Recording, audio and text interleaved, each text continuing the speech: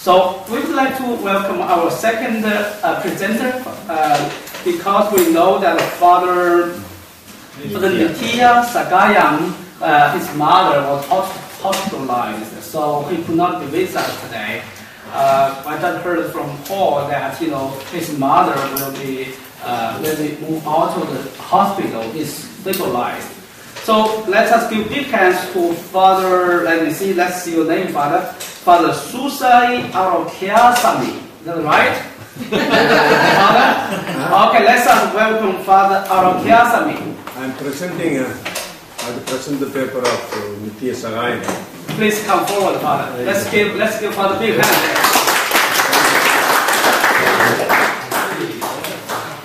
Let me get the paper.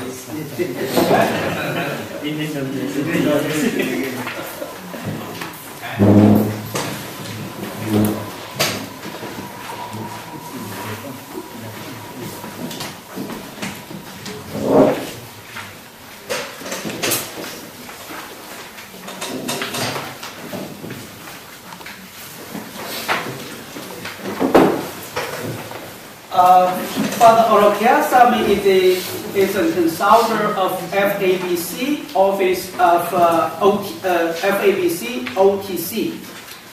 He is also theology advisor of Catholic Bishop Conference of India.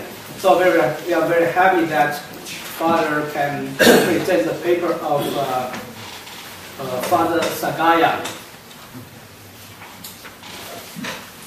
So, dear friends, I am presenting the paper of Father Nithiya Sagayam. Nithiya means eternal. Sagayam means help. Sagayam means Our Lady of Help. Comes from our mother Nithiya. Our Lady is always perpetual help. We have a devotion read by the Redemptories or perpetual help. So it comes from that. Nithiya Sagayam. All perpetual help. Okay. He is a Capuchin father. We are good friends. I closely worked with him when he was Secretary of the Justice Peace Development Commission of Catholic Bishop Conference of India. I am helping him in some way or other. But he saw in his work as Secretary for the FABC Office for Human Development. I just only read this. When we speak of development of a person or society, we need to focus on the welfare of the individual and society through their entitlements in economic, social and cultural aspects, as well as their civil and political entitlements. Entitlement kind of right to have. Every migrant contributes to the local economy and to the local government, and in turn he is entitled to be protected together with his family. The idea of migrants becoming resources and the poor the source. The indicators of human development of any migrant are the protection and fulfillment of the civil and political rights, as well as the economic and social and cultural rights. This paper is presented on the human rights based on this paper is presented on the human rights based approach towards the issues of migrants and their families, and what should be the response of the Church towards the migrants. Part 1, Phenomenological Perspective on Migrants' Struggles. International labor migration has emerged as a major global issue that affects most nations in the world and ranks high on the international, regional and national policy agendas. Global estimates. There are 214 million estimated international migrants in the world today. Migrants comprise 3.1% of the global population. The number of migrants worldwide would constitute the 5th most populous world in the world. Women account for 49% of global migrants. In 2008, remittance flows are estimated at USD 444 billion worldwide, USD 338 billion, of which went to developing countries. There are roughly 20 to 30 million unauthorized migrants worldwide, comprising around 10 to 15% of the world's immigrant stock. In 2008, there were 26 million internally displaced persons, IDPs, and in at least 52 countries as a result of conflicts. In 2008, the global number of refugees reached an estimated 15.2 million persons. Today, there are 16 million refugees worldwide. Global trends. An ILO study also says international migrants estimated at 214 million in 2010 represent only 3% of the global population. Women make up almost 50% of the international migrants. Migrant workers, economically active among the total migrant population, are about 105 million in 2010. And migrant workers who migrate for employment and their families account for about 90% of total international migrants. Migration flows have shifted in recent years with the changing poles of attraction for labor migration. In some parts of the world, migrant stock has actually decreased. Although the number of Asian migrants has increased from 2.1 million in 1970 to 43.8 million in 2000, Asia's share of global migrant stock decreased from 34.5% to 25% over the same period. Africa also has seen a decline in its share of international migrants from 12% in 70 to 9% in 2000. This is also true for Latin America and the Caribbean area, down from 7.1% to 3.4%. Europe down from 22% to 9 to 18.7%.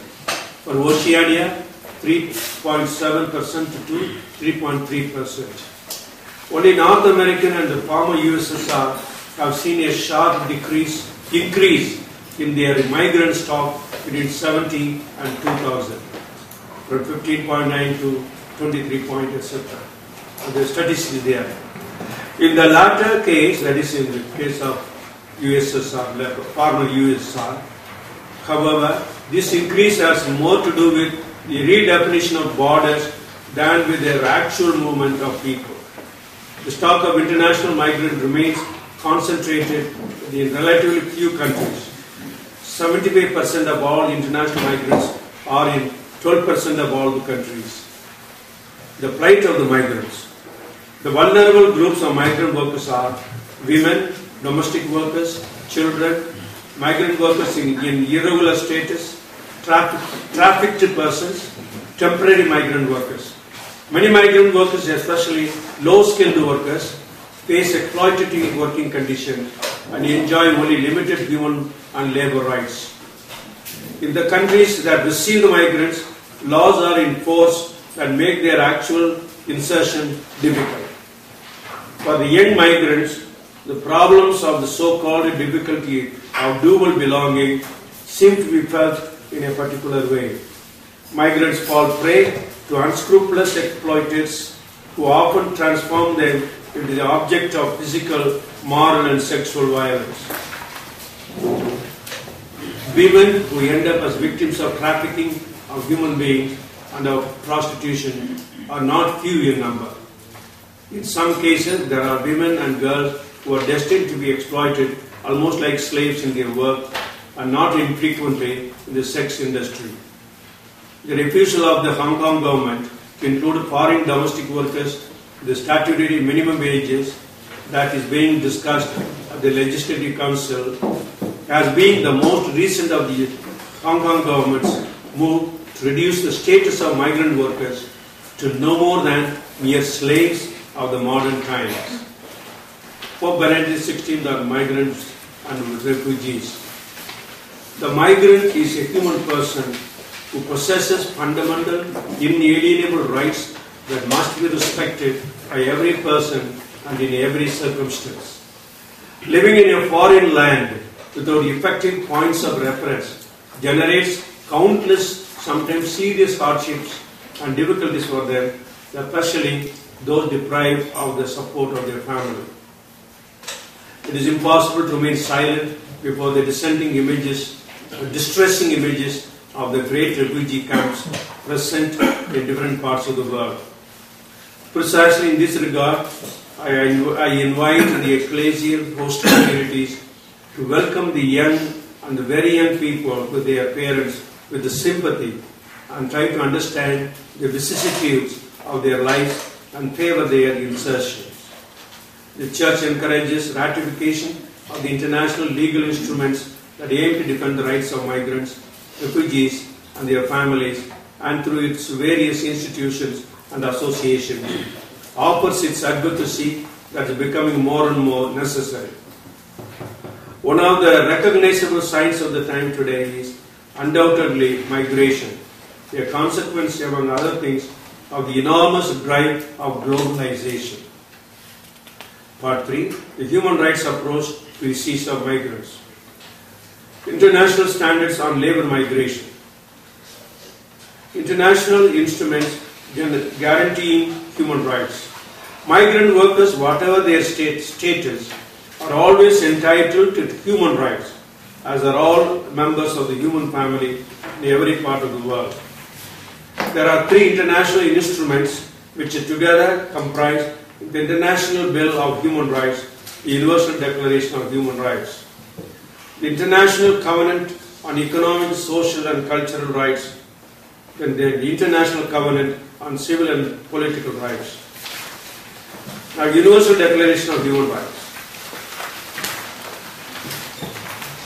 The Declaration establishes basic rights for human beings, rights that are held by all persons without distinction of any kind, such as race, color, sex, language, religion, political or other opinion, national or social origin, property, birth or status.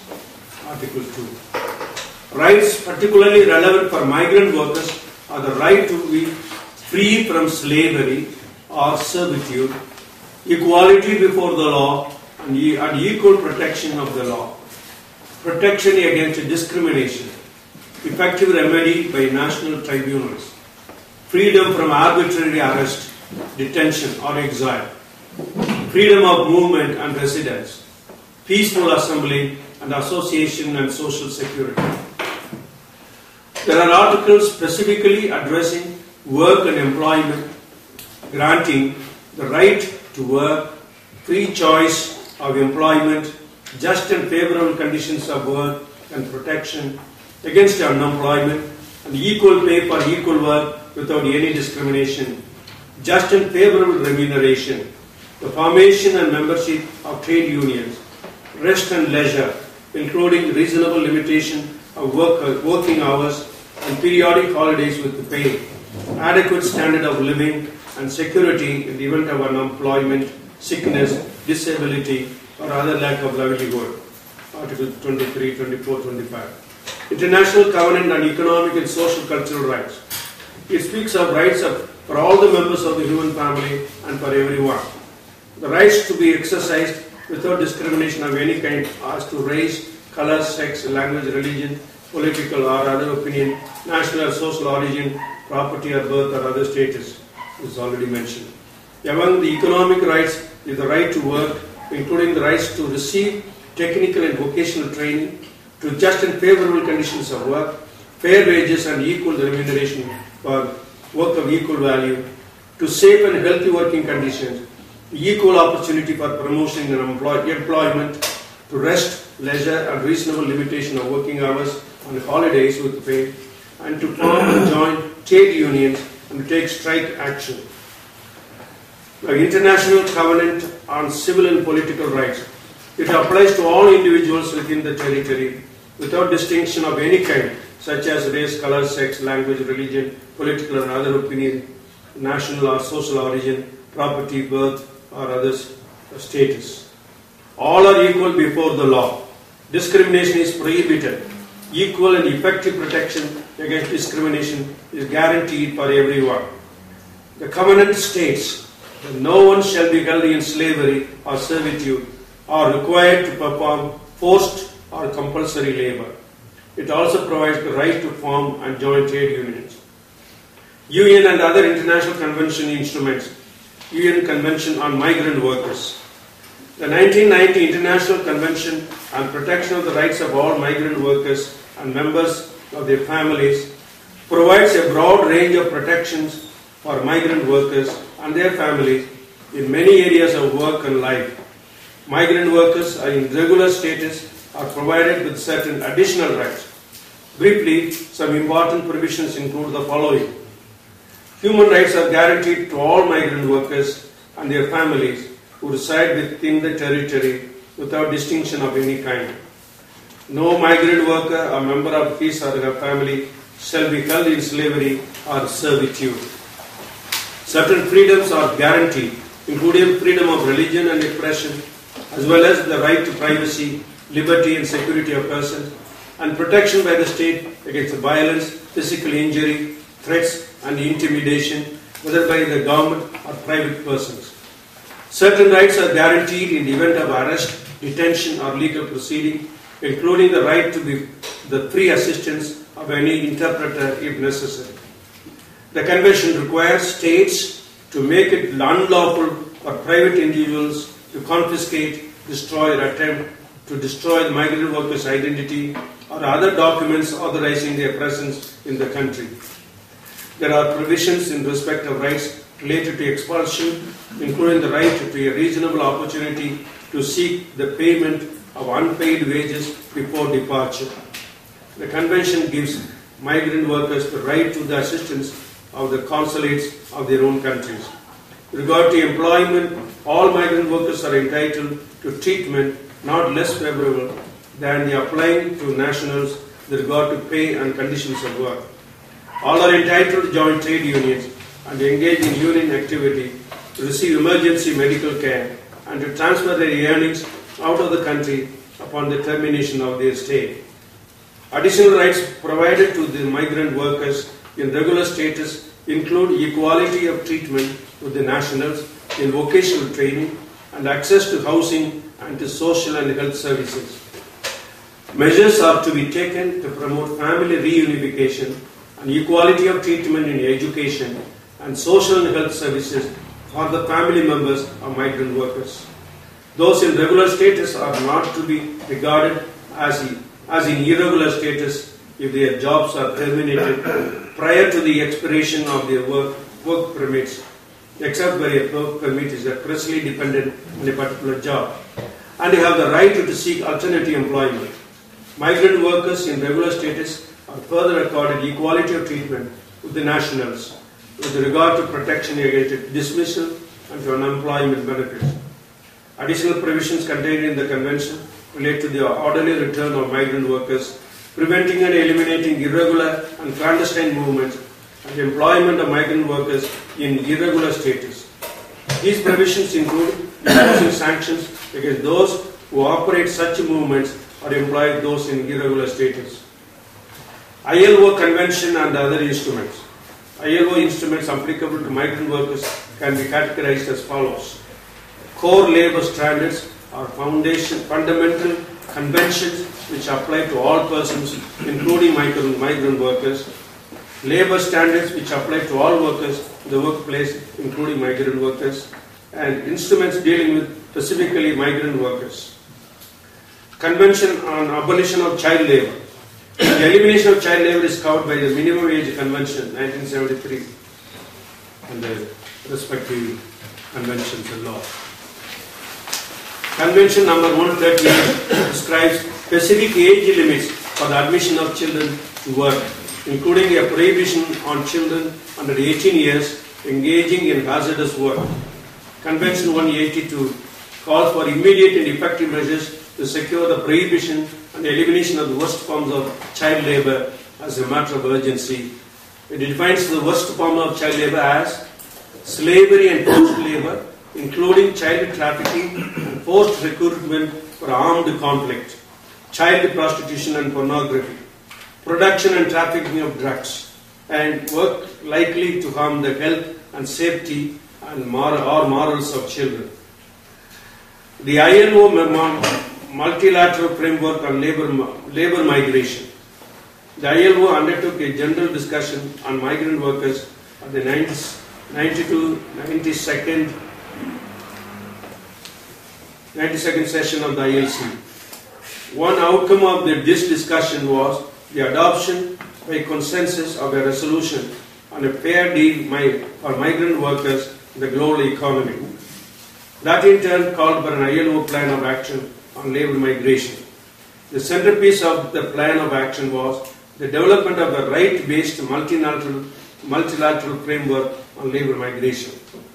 In 2005, the ILO convened a tripartite meeting of experts with the representatives from all regions of the world who debated and adopted ILO multilateral framework on labor migration, non-binding principles and guidelines for a right-based approach to labor migration. In 2006, ILO governing body approved the publication and dissemination of this framework. Setting of priorities, concrete steps, what to do, who, when, where and how. What are the struggles that the migrants of your area encounter? Who helps them? Who exploits them? How? Any media coverage? Could we?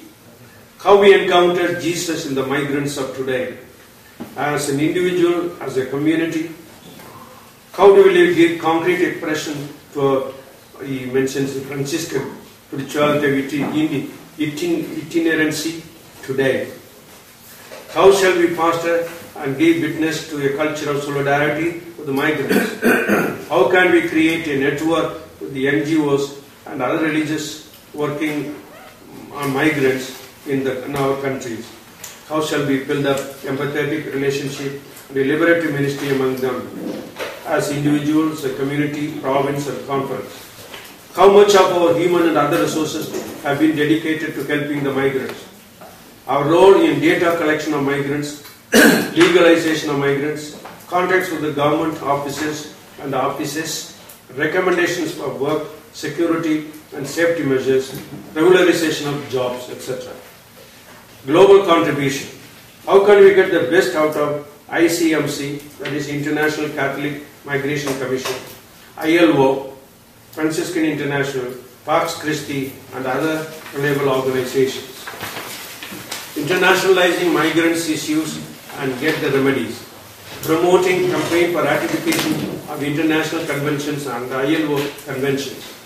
Promotion of implementation of the principles and guidelines contained in the ILO multilateral framework on labor migration.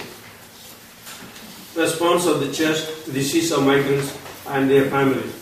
The concrete proposals for the social pastoral advocacy towards migrants and indigenous people that emerged out of the workshop held at the Asian Institute for Social Advocacy, AISA. He mentioned the dates and so on. The Redemption Center in Pattaya, Thailand. That will have excellent starting points for the Church to respond to this concern. They are, at the Asian level, the resource materials and the PowerPoints will be circulated in CD and book by the end of August. They are giving the resolutions of that. The OHD will support the Episcopal Commissions for migrants and IPs with the periodical updates, with the best practices, victim stories and success stories.